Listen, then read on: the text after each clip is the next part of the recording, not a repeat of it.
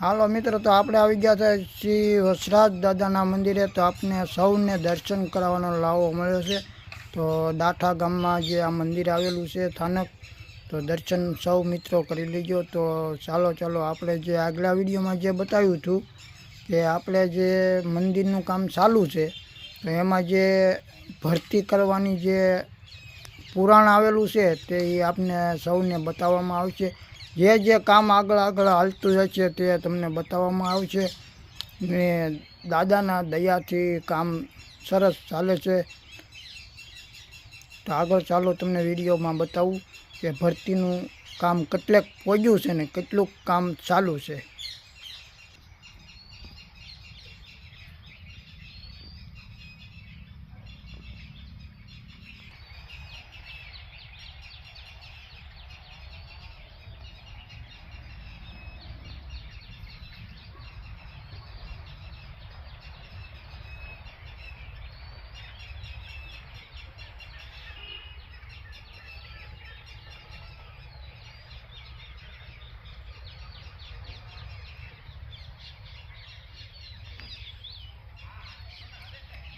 આજમાં એવું છે કે જે વાતાવરણ છે આપણે, તો વાદળ જેવું છે ને છાંટા કરવાનું ચાલુ છે। તો તમારા ગામમાં બી વરસાદ જેવું હોય તો કોમેન્ટ કરી દેજો ને આપણા દાદાની વસરાજ દાદાની કોમેન્ટ એક કરી દેજો। જે આ મંદિર છે આપણે જે કામ ચાલુ છે તે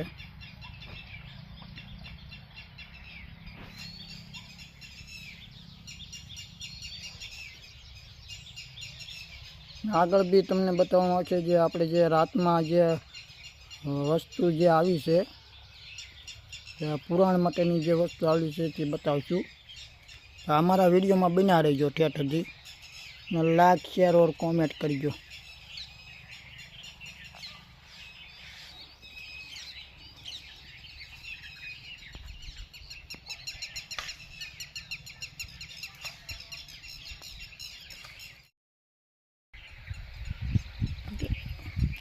વિડીયોને ઠેઠથી જોતા રહેજો, લાઈક શેર કરતા રહેજો ને આગળ શેર કરજો।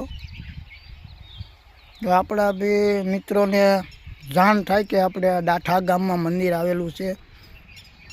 તો કોઈ ભાઈઓ દર્શન કરવા આવતું હોય તો આવી શકે।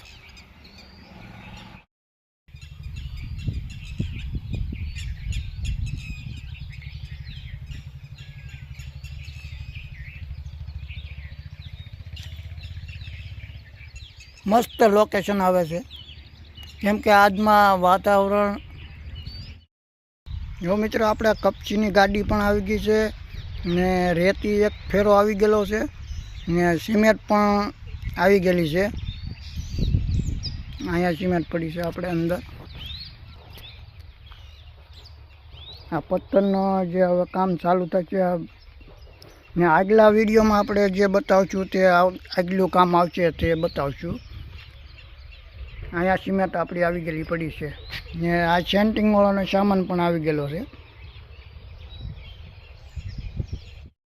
હા મિત્રો, તો આપણા જે દાઠા ગામના જે વસરાજ દાદાના મંદિરના લીધે આપણે જે વિડીયો બનાવી છે, તો બધા મિત્રોને જે અમારા જય વસરાજ દાદા, તો અમારા વિડીયો સુધી બન્યા રહેજો ને આવા વિડીયો આવતા રહેશે।